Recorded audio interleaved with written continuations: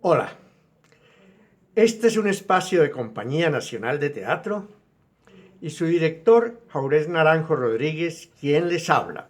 Bienvenidos. Nuestra charla de hoy versa sobre qué es teatro. Teniendo en cuenta que hemos estado encuarentenados totalmente por el problema de la pandemia y del COVID-19, es bueno hacer una charla sobre este particular. Dice Silvio D'Amico en su Historia del Teatro que la palabra teatro en la época griega, en sus inicios, señalaba un lugar donde las personas se sentaban en las graderías para ver la representación dramática. Theomai, en griego, que quiere decir veo. Con el correr del tiempo, la misma palabra comenzó a significar el edificio donde se hacía la representación. Entonces se le dio el nombre a los edificios como el Teatro de Dionisios, como el Teatro Quirinos, y finalmente pasó a ser también el lugar de los acontecimientos. Entonces, la palabra teatro tuvo un amplio concepto y en cualquier parte donde sucediera un hecho ahí se decía, el teatro de los acontecimientos en tal lugar. Hoy nosotros tenemos un significado ya diferente. El correr de la historia ha generado nuevas propuestas, nuevos conceptos, y tenemos que la palabra teatro designa una fórmula cultural desarrollada por los griegos. Originalmente fue producto de esa cultura griega que son las raíces de nuestra cultura, y teatro entra a significar una fórmula de representación escénica. Entonces, la palabra teatro, vuelvo a apoyarme en Silvio D'Amico. Este es un italiano que tiene una historia muy extensa del teatro y tienen una escuela con el mismo nombre, Escuela de Teatro de Silvio D'Amico en Italia. Padre e hijo, es una dinastía realmente. Teniendo en cuenta la propuesta de significación que nos da Silvio D'Amico, teatro requiere tres elementos fundamentales para que se dé ese hecho teatral. Primero, el texto, que quiere decir la obra. El actor que la representa o los actores que la representan. Y un público expectante viendo la representación. Esos son los tres requisitos fundamentales para que se dé el hecho teatral. Pero hay algo más también que nos plantea Silvio D'Amico y nos plantea también todos los historiadores de la actividad teatral, que es que la acción teatral está imbuida de un conflicto. O sea, no solo se necesita el público, el actor y la obra, sino que la obra debe tener unas condiciones muy específicas para que sea teatro. Es decir, en un escenario pueden haber infinidad de espectáculos, ¿sí? Por eso hay el famoso nombre de las artes escénicas. ¿Por qué? Porque en el escenario se puede cantar, se canta de hecho ópera, bueno, y la ópera es un teatro musical.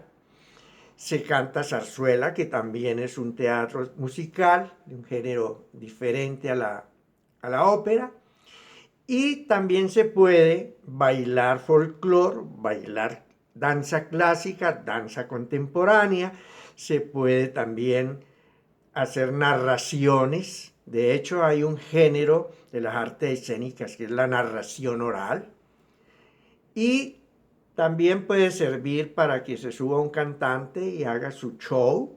Y también para que se suba un cuentachistes y los cuente como a él le gusta.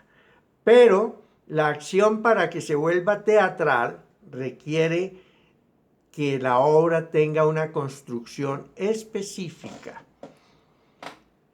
En este caso, en el que yo me apoyo de Silvio D'Amico, él habla de una representación escénica de un conflicto. Repito, teatro es la representación escénica de un conflicto. ¿Qué quiere decir ello? Que si no hay desarrollo de fuerzas en pugna en tiempo presente en la escena, no hay hecho teatral, ¿sí? Si hacemos una narración oral, que está siempre la narración en tiempo pasado, por más que el actor actúe allí haciendo representación de lo que está narrando, el hecho teatral no se da. El hecho teatral se da en la representación del conflicto. Esa representación del conflicto tiene que ver con una historia literaria que está construida en forma dialogada, que es para ser representada. Y una vez llevada al escenario, esa representación tiene muchos ingredientes que hay que leer como espectador. El primer ingrediente sería el texto, que hay que irlo analizando y digiriendo, como se dice. Segundo, el texto gestual, porque es que la representación tiene un discurso escénico que lo van desarrollando los actores en la escena, que es diferente al texto hablado. O sea que la representación teatral ya involucra el texto hablado, el texto gestual. Aparte de eso, hay un texto lumínico que también tiene que ver con la dramaturgia, y hay un texto escenográfico y de color. Son varias, pues, las lecturas que el espectáculo teatral le va dando al espectador, el que al final, concretando todos esos textos, va desarrollando y va encontrando la narración de la historia en la escena. Pero nunca la narración oral, que es en tiempo pasado, es teatro. Esa es la gran diferencia. Por lo tanto, ese elemento del conflicto de las fuerzas en pugna son lo que hacen fundamental la actividad teatral. Ahora bien, hay que descifrar también el contexto de las palabras que contemplan esa frase de representación escénica de un conflicto. Al hablar de representación estamos hablando de ficción. El teatro es ficción, porque se ensaya para representar. Por lo tanto, es diferente a cualquier espectáculo como el fútbol o la corrida de toros o la de boxeo. El espectáculo teatral se ensaya para ser representado. Entonces allí hablamos de ficción.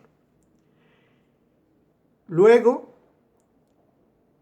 se tiene que dar frente a un público en representación viva en tiempo presente. Así hable de una historia de siglos atrás, de todos modos, el trabajo dramatúrgico y de puesta en escena es de tiempo presente para el espectador, no es en tiempo pasado. Esas cosas son las que hacen fundamentales el hecho teatral. Representación escénica de un conflicto. Quiere decir, fuerzas en pugna que se va desarrollando hasta que tiene su desenlace y su fin.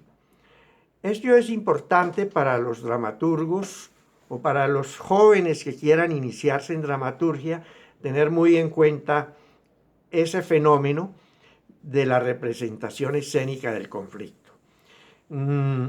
Estas charlas van dirigidas precisamente a personal que se está acercando a la actividad teatral y que a lo mejor busca una orientación para ellos. Muchas gracias. Compañía Nacional de Teatro agradece la atención a nuestros videos. Les pide que por favor se inscriban en ellos para que este espacio se mantenga para la actividad cultural de la ciudad de Cali. Muy amables.